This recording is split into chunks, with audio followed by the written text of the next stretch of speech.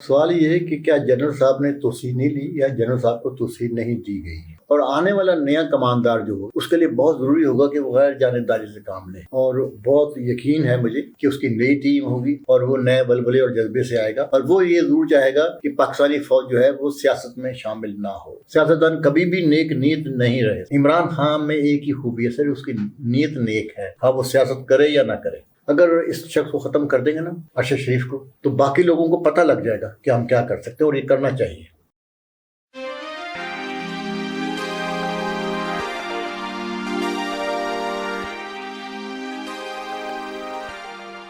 بسم اللہ الرحمن الرحیم۔ ساجد خان صاحب کو خوش آمدید کہتے ہیں۔ ان سے پوچھیں گے عمران خان کے دوبارہ شروع ہونے والے لانگ مارچ کے حوالے سے ان کے پاس کچھ انکشافات ہیں۔ ارشد شریف کو کس طرح سے قتل کیا گیا، کس نے قتل کروایا، ایم کا کیا کردار ہے، اسٹوری اس میں کس طرح سے ملوث ہے، جو نئے گورنر سندھ بنائے گئے ہیں۔ لیکن ہم بات شروع کریں گے جنرل قمر جاوید باجوہ صاحب کے ریٹائر ہونے سے۔ انہوں نے مزید توسیع نہیں لی۔ مسلم لیگ نون کا کیا بنے گا؟ دوسرے لفظوں میں مسلم لیگ نون سے یہ پوچھا جا سکتا ہے تیرا کیا بنے گا کالیہ؟ جناب ساجد خان صاحب شروع یہی سے کیجئے۔ جنرل صاحب انہوں نے توسیع نہیں لی، وہ ریٹائر ہو رہے ہیں، الوداعی ملاقاتیں ان کی شروع ہو چکی ہیں۔ آپ اس کے بارے میں کیا کہتے ہیں؟ شکریہ بھن صاحب۔ اب سوال یہ ہے کہ کیا جنرل صاحب نے توسیع نہیں لی یا جنرل صاحب کو توسیع نہیں دی گئی؟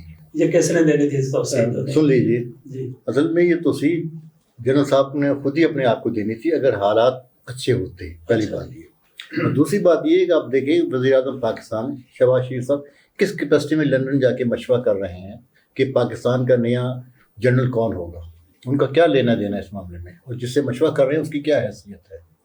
بات سیدھی سی یہ ہے کہ سر کہ جنرل صاحب باجوہ صاحب جو ہیں، جس طریقے سے عمران خان نے گیم کو پلٹا ہے، لیکن اس نے فوج کی کبھی مخالفت نہیں کی۔ اس نے ہمیشہ کہا کہ فوج ہماری ضرورت ہے اور فوج ہونی چاہیے۔ میرا خیال ہے اب فوج کو بھی یہ بات سمجھ میں آ گئی ہے، اور اسپیشلی جو آج میجر بریگیڈر ہیں، کم از کم وہ خاموش عمران خان کے سپاہی ہیں سر۔ وہ کہتے ہیں عمران خان ٹھیک بات کر رہا ہے، لیکن ان کو مجبوری ہے کہ وہ سیاست میں حصہ نہیں لے سکتے۔ بہرحال باجوہ صاحب کا جانا فیصلہ تو ان کا ہے جانے کا، لیکن جب تک وہ جاتے نہیں سر، آپ یقین نہ کریں۔ اچھا، سچی بات تو یہ ہے۔ اور جانے سے پہلے وہ یہ بھی چاہتے ہیں کہ ان کو تمام فری کین کی طرف سے، جس میں عمران خان بھی شامل ہیں، کہ ان کے اوپر کوئی حرف نہیں بھیجا جائے گا، انہیں کچھ نہیں کہا جائے گا، تنقید نہیں کی جائے گی۔ ہاں تنقید تو ہوگی ان کے اوپر سر، میں آپ کو فرینکلی بتاؤں، وہ تنقید سے نہیں گھبراتے سر، وہ ان میں بڑی تنقید ہوئی، کسی تنقید کو خاطر میں لائیں سر۔ وہ ڈرتے اس وقت سے ہیں جب کوئی شخص ذاتی حیثیت میں ان کو متاثر کرے گا، جیسے عمران خان کو قتل کرنے کی کوشش کی۔ کوئی ایسا بھی ہو سکتا ہے نا جو ان کے بارے میں ایسا سوچتا ہو، جس قسم کی ان کے بارے میں افواہیں تھیں ماضی کے اندر۔ تو اب بہرحال وہ مسلمان ہیں، ہم ان کو مسلمان مانتے ہیں، تو بہرحال کہنا میرا یہی ہے کہ سر جب تک وہ جاتے نہیں ہیں، رخصت نہیں ہوتے اپنا فوج سے، اس سے پہلے یقین مت کیجیے گا سر۔ جنرل صاحب کا بہت تجربہ ہے، اور ہو سکتا ہے کہ کچھ لوگ یہ چاہتے ہوں کہ 5-6 مہینے ان کے تجربے میں مزید آ جائیں، وہ قوم کے ساتھ مزید تجربہ کر سکے۔ اصل امتحان عمران خان کا ہے سر۔ میں آپ کو بتاؤں، عمران خان نے جنرل صاحب کے بارے میں اگر نام بھی لیا ہے تو اس حیثیت سے نہیں لیا کہ انہیں نامینیٹ کیا گیا، انہوں نے جنرل صاحب کے ساتھ جو لوگ ہیں۔ عمران خان نے ہمیشہ یہ کہا ہے کہ جنرل صاحب کی جو ٹیم ہے اس نے ایسی بات کی۔ اب ان کی ٹیم میں سب سے اہم ممبر ISI کے چیف ہیں سر، انہوں نے فیض حمید صاحب سے چارج لیا تھا، اور وہ آئے تھے عمران خان کے پاس پیش کرنے کے لیے، اپنی باتیں بتانے کے لیے کہ جی میں آ گیا ہوں۔ تو عمران خان نے ان سے ایک سوال ضرور پوچھا تھا، انٹرویو ہو گیا تھا جی ہاں باقاعدہ، جی ہاں، ایک سوال ضرور پوچھا تھا کہ بتائیں پاکستان کا اہم مسئلہ کون سا ہے؟ تو انہوں نے یہ کہا تھا کہ یہ پاکستان کا جو اہم سب سے مسئلہ ہے وہ معاشی مسائل ہیں، اور جس سے بقول ان کے کہ عمران خان معیشت مسئلہ ہے جی ہاں معیشت معاشی، لیکن بقول عمران خان اور بقول جنرل صاحب کے مجھے حیرانگی ہوئی کہ جنرل صاحب مجھ سے اپنا عمران خان صاحب میرے ساتھ متفق نہیں تھے۔ اور میرا خیال ہے کہ عمران خان نے کبھی بھی یہ نہیں کہا کہ معیشت ہمارے لیے خوشگوار ہے، بلکہ عمران خان کے زمانے میں معیشت اچھی تھی، انہوں نے آ کے خراب کر دی۔ پر ہم دوبارہ آتے ہیں سر جنرل صاحب کے نہیں بعد. وہ یہی بات مکمل ہو جائے نا. عمران خان نے ان سے کہا تھا جی پاکستان کا پہلا بڑا مسئلہ اپوزیشن ہے جی جی اور اس کی کرپشن ہے. جی ہاں میں تو اسے ہدف کر گیا تھا, آپ نے کہہ دیا, کیونکہ ہماری اپوزیشن تو یہ سننے کو تیار ہی نہیں ہے کہ وہ کرپٹ ہے سر. ہاں جی بات یہ ہے, اگر آپ ان کو کرپٹ کہیں گے نا تو وہ آپ پہ اوپر 2-3 لوگ, میں تو جتنا ڈرتا اچھا ہوں. کانے کو کانا کہیں, لنگڑے کو لنگڑا کہیں, اندھے کو اندھا کہیں, وہ بھی سننے کے لیے تیار نہیں ہوتا, حالانکہ حقیقت وہی ہوتی ہے. جی ہاں پھر انسانی حقوق کا معاملہ آ جاتا ہے سر. بات یہ ہے بہرحال بات یہ ہے کہ باجوہ صاحب جب ریٹائر ہو جائیں گے انشاءاللہ, رخصت ہو جائیں گے, دیکھیں اس کے بعد ایک نیا معاملہ شروع ہو جائے گا, کیونکہ بہت سارے ریفرنسز ایسے ہوں گے جس کا باجوہ صاحب کو جواب دینا ہوگا کہ یہ کیوں ہوا, کیسے ہوا, باجوہ صاحب بتا سکتے ہیں نا. اور آنے والا نیا کماندار جو ہوگا, نیا سپہ سالار جو ہوگا نا سر, اس کے لیے بہت ضروری ہوگا کہ وہ غیر جانبداری سے کام لے, اور بہت یقین ہے مجھے کہ اس کی نئی ٹیم ہوگی اور وہ نئے بلبلے اور جذبے سے آئے گا, اور وہ یہ ضرور چاہے گا کہ پاکستانی فوج جو ہے وہ سیاست میں شامل نہ ہو. اچھا بادی نظر میں تو باجوہ صاحب جا رہے ہیں, جی ہاں آپ نے جو بات کی اس کے مطابق فرض کر لیتے ہیں جی جی کہ باجوہ صاحب چلے گئے, جی جی ریٹائر ہو گئے. جی میرا سوال یہ تھا کہ ان کا کیا بنے گا, تیرا کیا بنے گا؟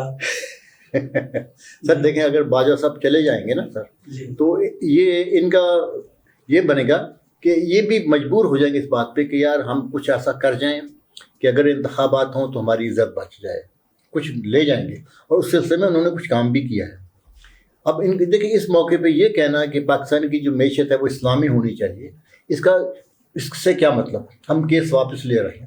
بھائی جب آپ اسلام کے خلاف گئے تھے سپریم کورٹ کے اندر, 2 بینک, اسٹیٹ بینک اور نیشنل بینک, تو وہ اسلامی تعلیمات کے خلاف گئے میاں نواز شریف کی حکومت گئی تھی جہاں 90 کی دہائی. بالکل وہ اسلامی تعلیمات کے خلاف گئے تھے نا, آپ کسی وقت بھی کر سکتے تھے. اور آپ یہ انہوں نے ایک قسم کا فیلر چھوڑا ہے لوگوں کو متاثر کرنے کے لیے. اسلامی بینکنگ جو ہے وہ شروع کرنی اتنی آسان نہیں ہے, لیکن کی جا سکتی ہے. اس کے لیے آپ کو ایک اچھا ماحول بنانا پڑے گا, اپنی معیشت کے بارے میں سوچنا پڑے گا. اچھا اس حوالے سے انہوں نے نیک نیت سے کیا ہے یا جس طریقے سے بھی کیا ہے اس کی ہم حمایت کرتے ہیں؟ نہیں بالکل, ان کا خیال بہت صحیح ہے, لیکن وہ خود اتنے صحیح نہیں ہے. جی وہ نیک نیتی سے نہیں سوچتے.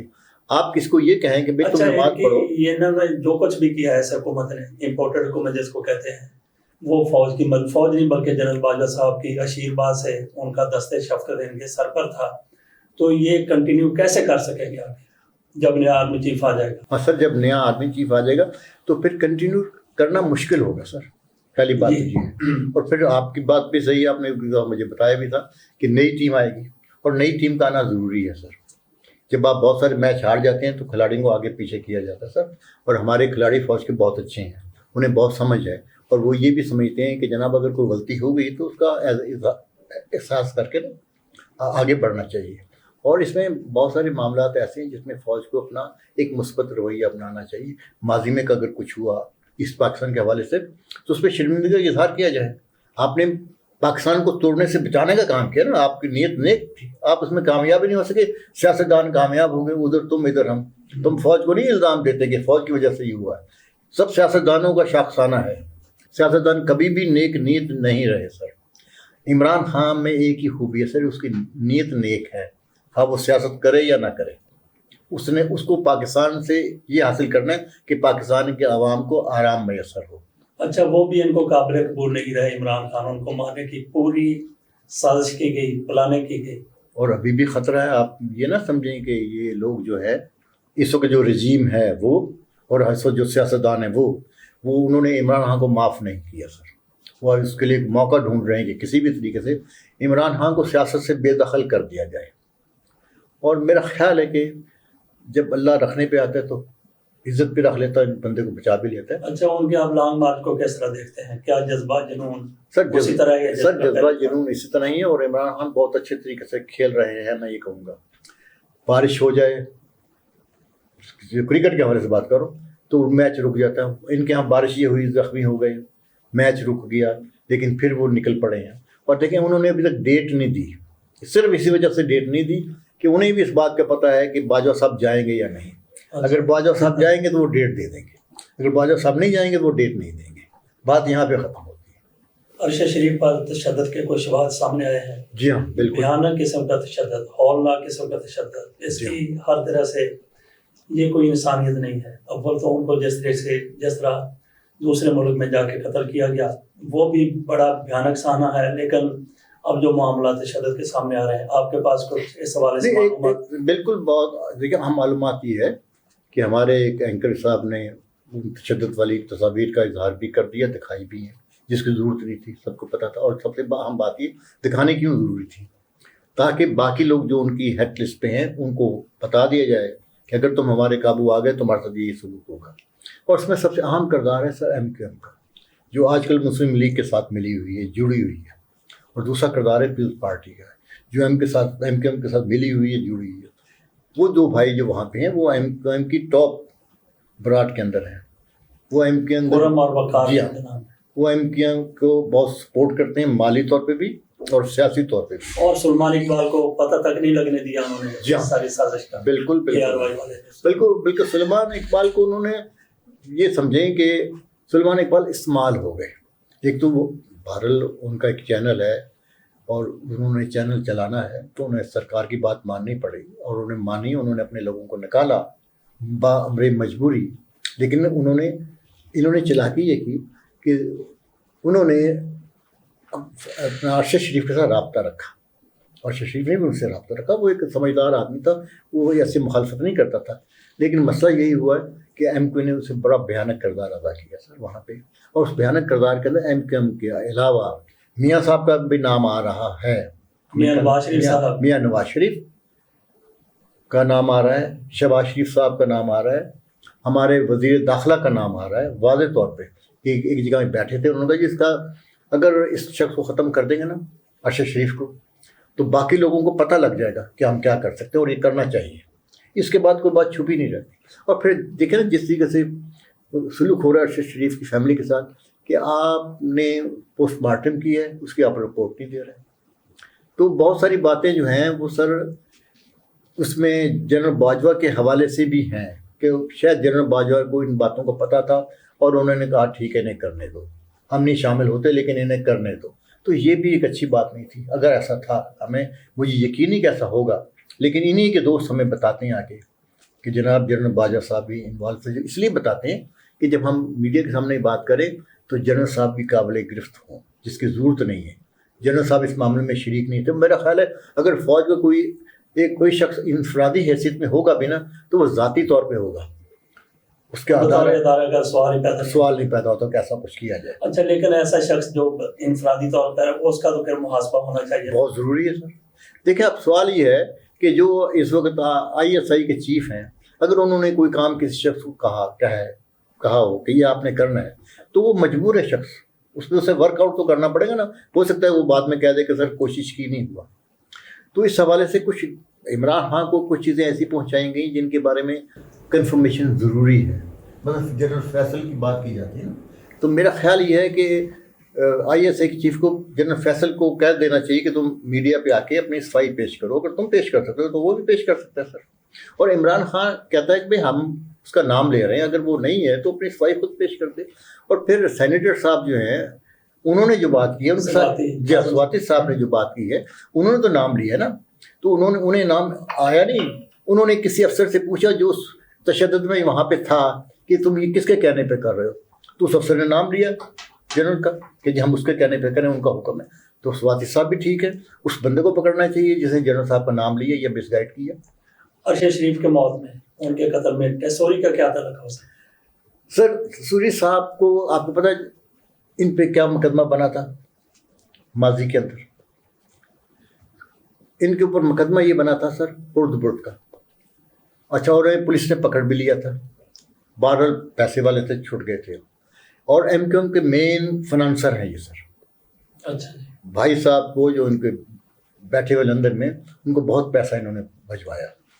اب اس وقت بھی مقابلہ چل رہا تھا ان کے ساتھ، تو انہوں نے ان کو استعمال کیا کہ ہمیں آپ بتائیں کوئی بندے ایسے جو قابل احترام ہوں اس حوالے سے کہ ہم جو کچھ کہیں وہ کریں. ان کا یہ دو بھائی قابل احترام نہیں، قابل احترام ہو، اس لیے کہ ایم کیو ایم کے اندر احترام بڑا ہے، اعتبار کسی پہ نہیں ہے. میں اس لیے کہتا ہوں. تو بہرحال انہوں نے وہ دو نام دیے. اور جبکہ ہمارے سابقہ پریزیڈنٹ صاحب جو ہے اپنا जरदारी साहब, उनको पता था कि बातचीत हो रही है, उन्होंने दखल अंदाजी नहीं की। उन्होंने कहा ठीक है, अगर ये मार सकते तो ये मार लें, वरना किसी और को मौका दे दें उसको मारने के लिए। लेकिन सब मिलकर मारना जरूर चाहते थे शरीफ को, और बाकायदा प्लानिंग से भिजवाया। आजकल ये जो कहा जा रहा है जी कि किसके कहने पे गए, इमरान खान को पता था कि उसके पीछे लोग हैं, इमरान खान ने उससे बिल्कुल सही मशवरा दिया था। लेकिन जब मौत किसी जगह आनी हो ना, कोई जगह लिखी हो, तो वो आदमी खुद ब खुद पहुँच जाता है। इसलिए ये बात कहनी तो गलत है, लेकिन ये बात कहनी गलत नहीं है कि उसको प्लान करके मारा गया, यानी कि मौत का वक्त मुकर्रर था। तसौरी का आपने बताने लगा। हाँ, तसौरी जो है सर, वो मेन फाइनेंसर थे। अच्छा, मेन फाइनेंसर थे। उनको ज़मानत देने के लिए, अगर आप इसे मार देंगे ना, जो हमारे आपके दौरान डील होगी ना, उसका मैं ज़मानत दी।